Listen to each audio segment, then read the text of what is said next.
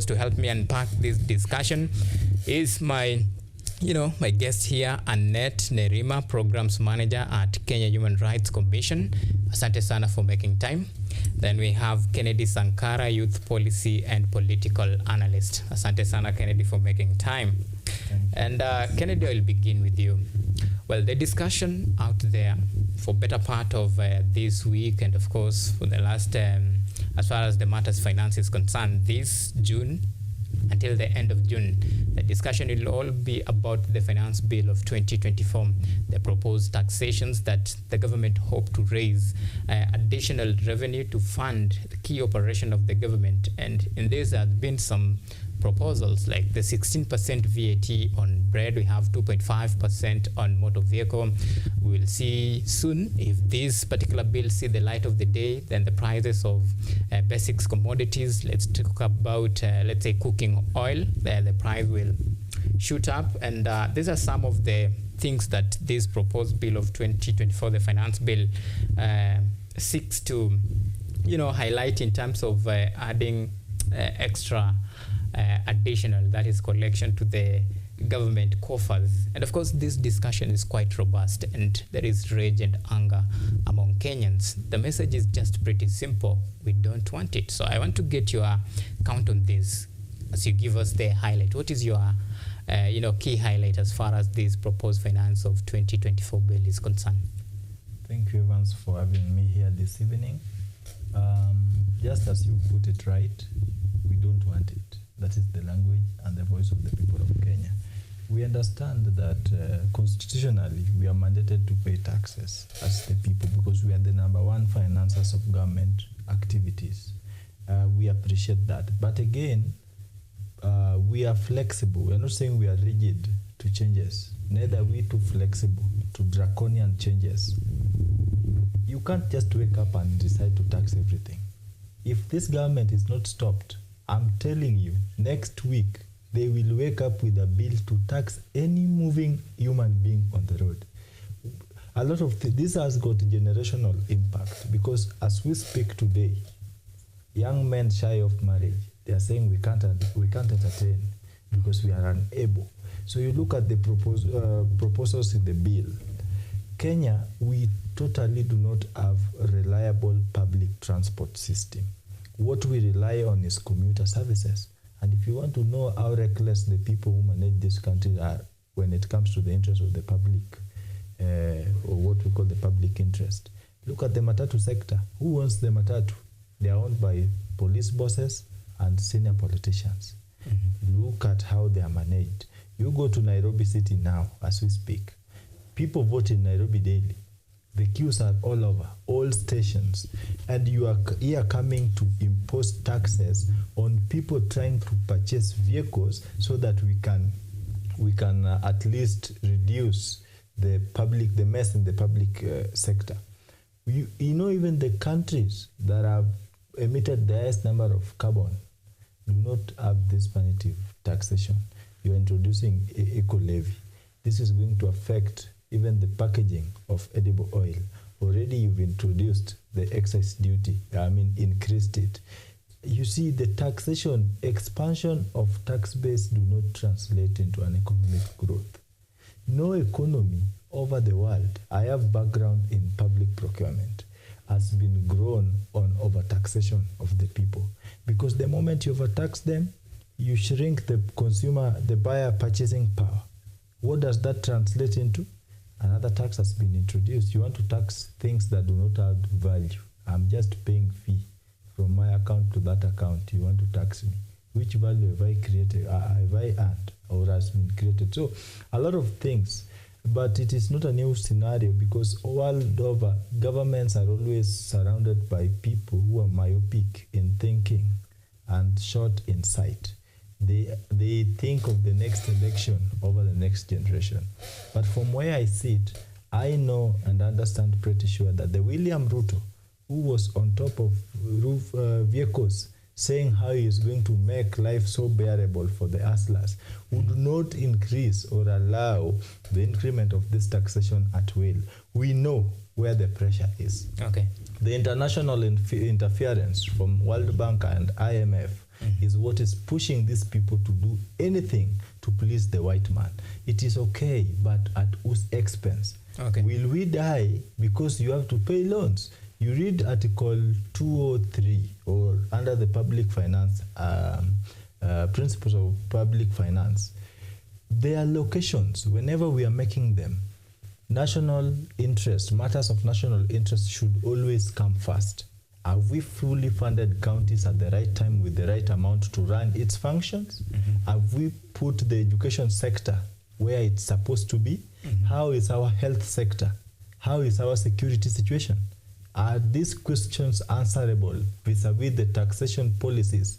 Last year, there was taxation policy public participation. Okay. There was medium revenue public participation. Okay. These are the guidelines or parameters that gauge the tax policy. All right. Kenya, our tax policy is not predictable. Today you wake up, you find this. Tomorrow you wake up, you find this. We cannot spur growth and investment because in as much as we introduce taxation, the primary goal is to ensure that the economy grows. So if you are not going to allow me to buy, how are we going to grow the economy? It is so disturbing, and I wonder whether people in government usually have brains whenever they're making some of these suggestions. And we'll get into the details and how to, some of the key factors that could, contribute to this proposed taxation. But let me hear your account, Nerima.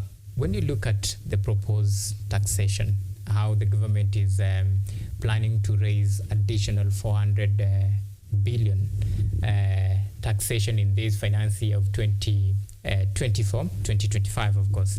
And of course, when you look at the proposal and of course the discontent from the public, do you think maybe the government is somehow introducing punitive taxations, as the public may put it? I believe so, because when you look at the proposed finance bill 2024 in details, one thing you'll note is that it's not pro mwananchi. It has not been generated with mwananchi's interest at heart. All right. It's the government basically trying to raise revenues through taxes for its own interest and priorities, as opposed to that of mwananchi, who unfortunately is the one to bear the brunt. So when you look at some of the proposed taxes through excise duty, the VAT, and also on the Income Act, and we see the motor vehicle one as well, which is misplaced as well under the Income Act.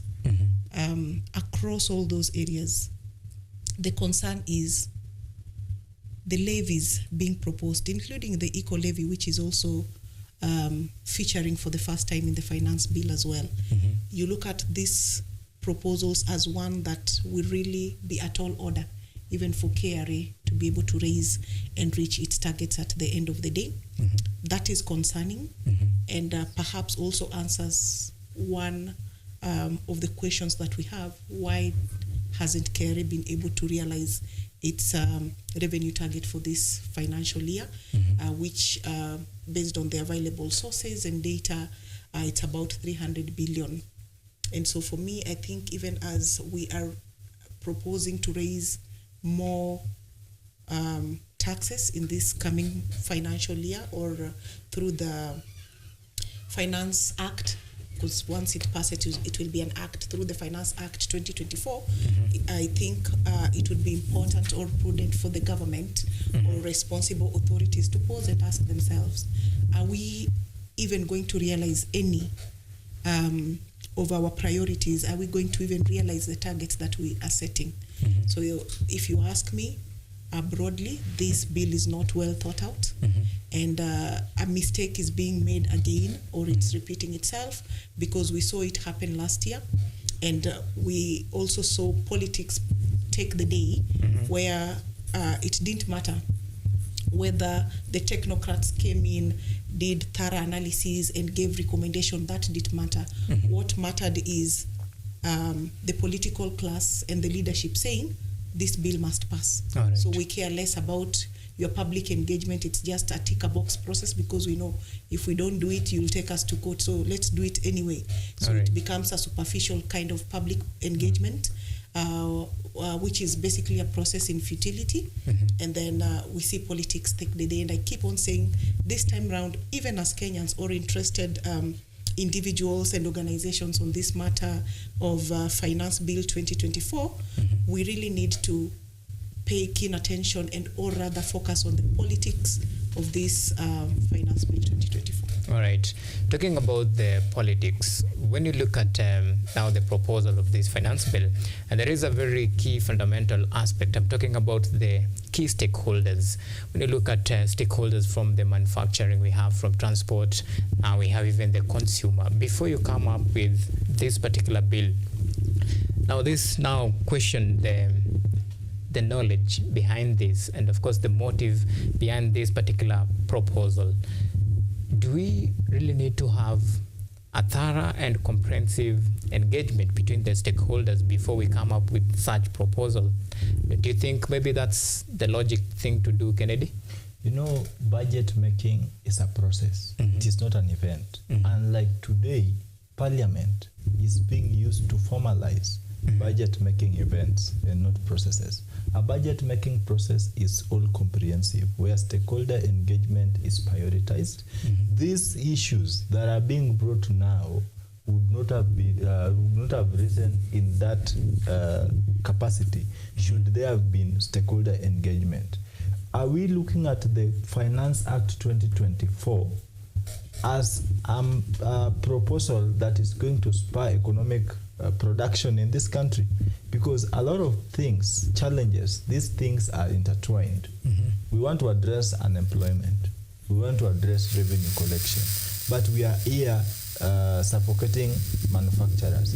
You know, the economy, the backbone of this economy also relies on manufacturers. When you wake up in the morning, the vehicles you use to workstations, they are manufactured. The items you use to clean your body, they are manufactured. Manufacture involves production, distribution, and even consumption. So the moment we are going to tax these people before even producing, for example, you know, before we can, if the government was wise enough, how I wish, or the people who proposed such measures, they would have done what we call impact assessment, policy impact assessment on the Finance Bill 2023, then borrow deeply from that assessment to Finance Bill 2024. I think that would have given a direction. But we are in a situation whereby whatever you say doesn't matter. You know, all this is even in contravention of the Constitution, because Article 1, Chapter 1, Article 1 of the Constitution denotes the sovereignty belonging to the people of Kenya. So any law in the same, because Article 1 or Chapter 1 speaks of the sovereignty of the people and the supremacy of the Constitution. Any law that contravenes the above is invalid, null and void to the level of its inconsistency, because the Constitution is the binding document. So any law that these people are proposing, as long as the interests of the people do not come first, whose interest are they agitating for? And when we conduct public participations, I have a problem with public participations definition in the Kenyan context. We really do not hold public participations to take into account the contributions from the bosses, who are the people, or the sovereign power. We do public participations for formalities. You go to a public participation, then you hear the budget committee telling you, no matter what, this must stay. This will have to pass. Are you really engaging me to get to, for us to get to a consensus, or you are engaging me to inform me, psychologically prepare me that no matter what I say, as long as it doesn't tally with your expectations, it's a mere waste of time and resources. I am not coming from Kiambu, but look at Kiambu County. It is very big, all the way from Lari, you stretch all the way to Thika and blah, blah. this you find public participation being held in one locality. How convenient is this for all these people to come? The government policies, most of them, they are published on National Gazette. How many people buy these gazettes? Okay, and we have avenues of communication. Of course, you have really raised a very important question and aspect to this discussion about the public participation. And Nerima, most of the time, people who should actually, take into account these proposals from the members of public are the members of parliament themselves. So don't you think probably there is a disconnect between now the legislators, who in real essence should be the people's watchdog as far as such matters of critical importance like the finance bill proposals are concerned? Don't you think probably that is where we are missing the point when it comes to public participation? Because the people who should take account of these very key proposals raised by Kenyans are the same people who are shooting them down in the parliament. Thank you. For me, I'll take us where the rain started beating us. On 9th of August 2022, we went to the ballot and exercise our sovereign power through electing leaders into offices. We ended up with a Kenya Kwanza regime. Through it, we have a parliament, both the opposition and also those in government. We have the executive as well. So it's the expectation of the Kenyans, as Kenyans who voted, that these people will represent us well, or rather they'll represent our interest. And also at that particular point, we are also still allowed power or opportunity to engage in matters governance now that a government has come into being. And so these opportunities include, like what we have right now, an opportunity has been presented ideally to Kenyans to be able to engage. According to the law, we need to see to it that whatever we are raising or concerns that we are raising with our members of parliament is what is reflected. And if at all the leaders that we elected as well were representing our interests, we would see it reflect through the outcome of these governance processes, one of them being this finance bill, for example, 2024. But if finance bill 2023 is anything to go by, for me, this is water under the bridge. It's basically us saying that perhaps we elected not the right people, which means as Kenyans as well, we can authoritatively say we made a mistake then. Because if people we elected into office are not serving our interest, there is a concern there as well. Then the other thing, as we are talking about public participation, I mean, we do not have clarity or consensus as citizens and members of parliament of what constitutes public participation. We appreciate that there has been a draft policy on public participation. It's just our hope that this can be finalized in good time to allow counties domesticate the same and ensure that there's a common understanding as well as implementation of public participation. But the lack of this policy or frameworks governing public participation unfortunately has been exploited by the members of parliament. Right now, as we speak, people are called into a room, or people rather go to meet the finance and planning committee of the National Assembly regarding the budget, regarding the finance bill. You have a conversation and leave. And you can only go back, sit and hope that your input will be put into consideration. This is not right, because the very basic definition of public participation is you engaging, calling me and engaging as we are seeing. But then it goes ahead to require that you put into consideration when you are making the final decision, my input. But again, if we are to go by the 2023 finance bill, the consideration bit of it is out of the picture.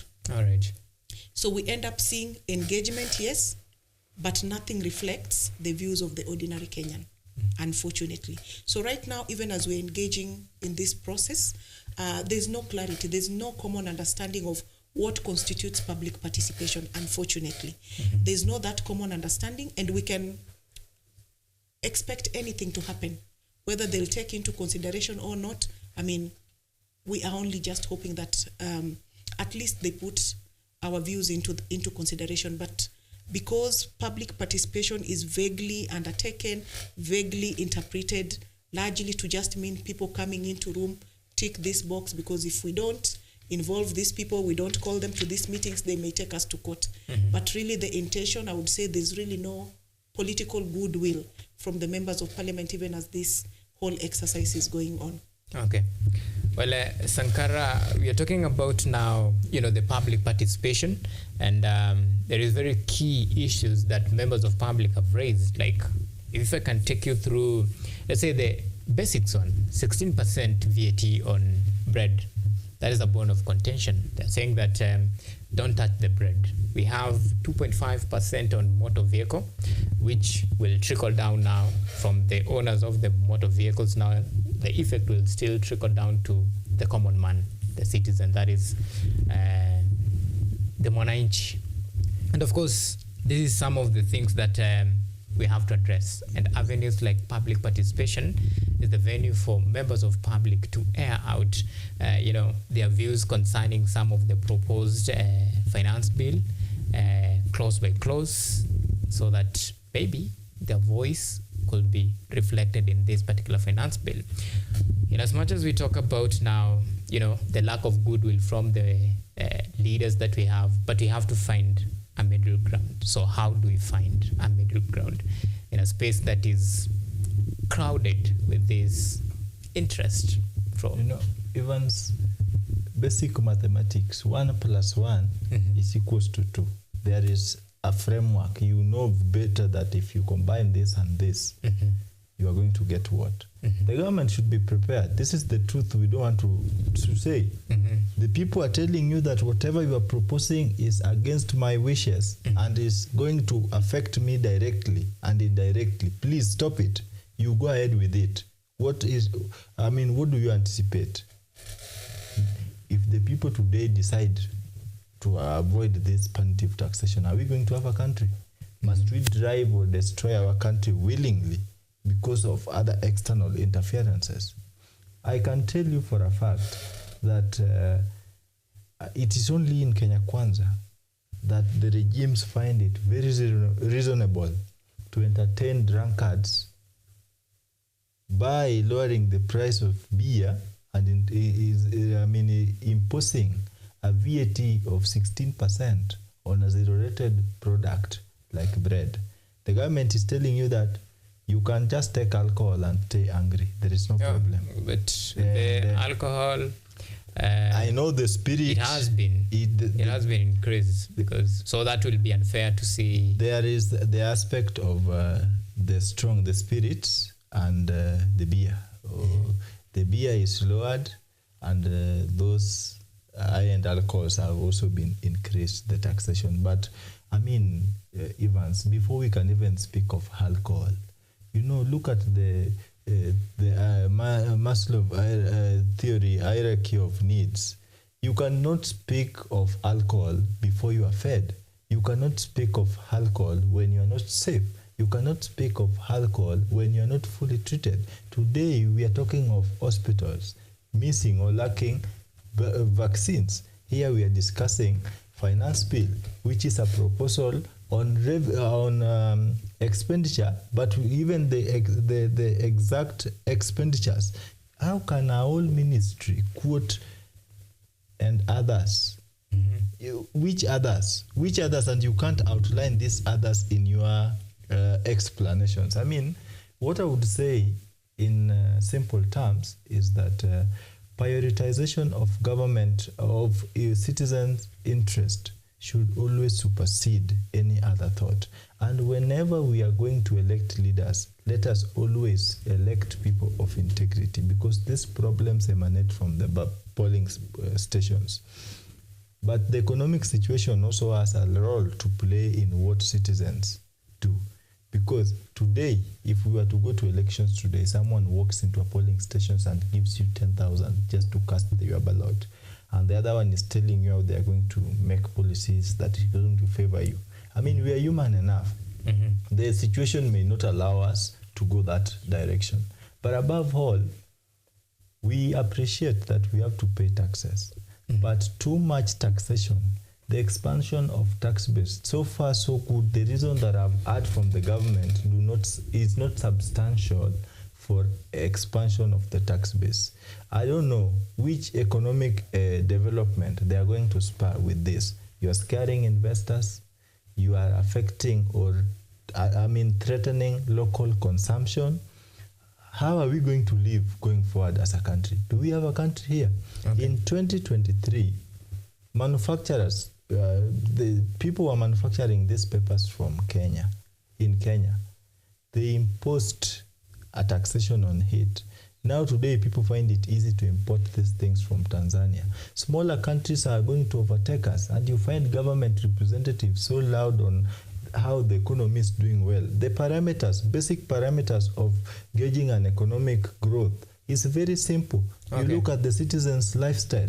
I don't know, these guys cannot explain in simple terms something that Otieno and Wairimu can understand, that the economy is growing. The common mwananchi do not care what you say, as long as they cannot treat themselves well when they are sick. Okay. They cannot put food on their table. Okay. Any other argument is like playing guitar to a goat. They do not understand. And this is something that the government do not care about. We have a government that says we will do it, regardless of your position. All right, fair enough. So good. Okay.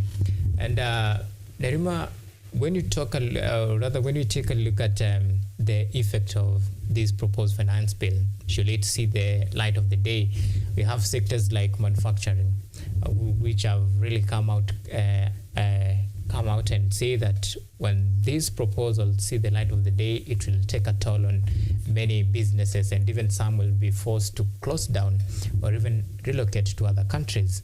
We have now the likes of Uber and Bolt have threatened that should it see the light of the day, they'll be forced to close and find for alternative means, and that means maybe relocating to other countries for survival. Well, the warnings and the writings are on the wall, like they say, but when you look at a government that is determined to push on with this tax regime, they say that this is to fund key operations. Well, you're trying to look at the disconnect between the people, the players, industry, the key sectors that grows the economy versus the needs of the government. And we seem to be, entangled at the center, and it's like we're not finding tangible answers to this particular problem. But how will you find the middle ground in all this? How do we solve this stalemate that continue to affect majority of Kenyans? It's just our hope that we can get to that middle ground. Hoping. We are in a hole. Yes, the mic. Okay. We are in a hole, and we should stop digging, at this point, and ask ourselves, how do we get out of the hole? Manufacturers, for example, are biggest contributors as well to the country's GDP. And so a conducive environment really needs to be provided to them to also enable them contribute even more. And when you hear CAM, for example, they've had a series of engagement with the government as regards to government providing a conducive environment for them to grow, So basically, they've had a consensus where they could get a win-win. But unfortunately, at this particular point we are in, according to CAM, the government has abandoned them through the proposed finance bill. That's how you can only tell, because if you had an agreement and then you see whoever you entered an agreement with goes against it, definitely they have abandoned you. So they are in that situation, and basically through this punitive tax, they see that they are going to be choked they will not make profits because they're in business to make profits. But unfortunately, through the proposed taxes on, among others, I would just give an example of the edible oil, for example. There is a proposed 25% excise duty, which the ripple effect will be that the cost of production would go up. And this burden will be bared by the ordinary Kenyan. And I mean, this is gonna spread, to very many people, including the ordinary Kenyan. So you've targeted the manufacturers, for example, but the ordinary Kenyan is affected at the end of the day. For example, if I was buying, because they say with this 25% excise duty, it means we will see 80% increment on the end product. So, for example, if I was buying, let's just give an example, a liter of oil, cooking oil, if it's about 200 shillings a liter, we may perhaps end up paying 360. That's on the higher side, All right. Yes. So basically, when you look at this proposed bill, I think I would want to look at it in terms of the principles to taxation. And when you look at the principles to taxation, and you also look at our constitution, particularly Article 10 of the same, it provides for the principles and values of governance, and requires that state officers and public officers are bound by these values and principles whenever they're engaging on matters governance. So when you look at the principles, for example, we're talking about predictability. In this finance bill, for example, we have seen that some of the either VAT or excise duty that was levied last year, we've seen a reversal as well. All that that points to is that even you who is engaged in business, you are unable to predict on how the situation would be. If you're in business, you should be able to predict even the next 3 years of how the environment will be to allow you plan and see how best your business will thrive. Right. So there's no predictability, there's no equity and fairness, because, for example, when you talk about this 25% excise duty on edible oil, I mean, what does it mean? The motor vehicle, for example, we see that person who is owning a car that is below 200,000 will pay more than the 2.5% to around 3 point something. Yet somebody who drives a car more than 4 million shillings will pay a standard ceiling of 100,000 Kenya shillings. There's no equity there. We should be looking at taxing the wealthy, but basically we are seeing a proposal, a bill here that at the end of the day does not care about equity. So it's a bill that is meant to suppress even that Wanjiku who ideally should be cushioned from some of these. So we are seeing that the basic commodities that are used by the ordinary Kenyan, and a good example, when you talk about bread, the people who eat bread are people in the low income cadre. Today, these organic foods like potatoes are not afforded. They can't be afforded by any ordinary Kenyans. We don't. I mean, those days we could eat potatoes and call yourself like, I'm not a well-to-do person. But today it's the other way around. So bread is afforded by the common mwananchi, and you cannot afford to put a VAT of 16% on such like commodity, because at the end of the day we are going to see that this bread will increase by about 9 shillings depending on the brand of the bread. So this bill broadly, if you ask me, it has failed the taxation principles test, including even efficiency, including the neutrality aspect of it. Those have really failed. And when you talk about us having a consensus, I think once we put these principles at heart, definitely all the interest of all Kenyans who are taxpayers will automatically fall in place. All right. And it will be fair because we are running out of time, and this will serve as your closing remark. Well, you're talking about the give and take, and there is aspect that it's taking from Kenyans, the other one it's giving. So I want to take your account on this, the give and take. Do you think this proposed finance bill of 2024 has something good for Kenyans? Evans, there is nothing good to celebrate about Finance Act 2024 by the ordinary Mwananchi. I am speaking from the perspective of the majority. Yeah. So whatever it is, what do you want me to say in regards to the gives and take? If my daily consumption is already hanged on the balance, it is just waiting for the drop of the knife, then it is gone. Evans, I don't know what country we are going to have in the next few years. Should there be the continuation of the attitude that whatever the executive thinks aligns with parliamentary pronouncement, then it's driven to the people. Okay. I think it is the right time for that doctrine of separation of power to be evoked. But should they fail, then I want to remind them that the sovereignty of the people is paramount. And the supremacy of the Constitution is unquestionable. I am not a lawyer, but lawyers will tell you that is what the Constitution says. Any taxation that do not seek to promote the interest of the people is toxic, draconian, and very punitive. We as the people of Kenya, we are not running away from our responsibilities. We are very responsible enough, because at the end of the day, you look at taxations that are being raised. You cannot tax without providing services. You just saw the other day we had the floods.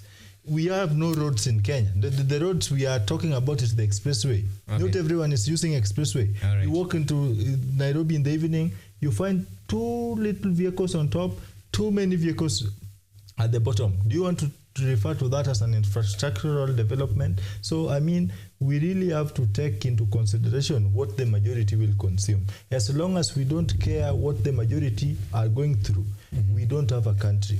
We have an organization that the head will wake up in the night and say, tomorrow we are changing the uniform of this organization.